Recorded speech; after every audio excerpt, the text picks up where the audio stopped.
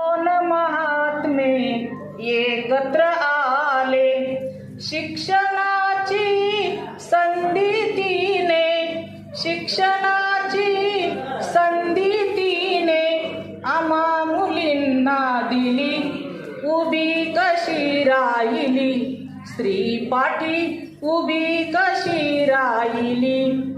चला चला पुण्याला जाऊ, पहिली मुलींची शाळा पाहू, जिथे अंगावर सावित्रीने, जिथे अंगावर सावित्रीने शेण माती झेलली, उभी कशी राहिली स्त्री पाठी, उभी कशी राहिली.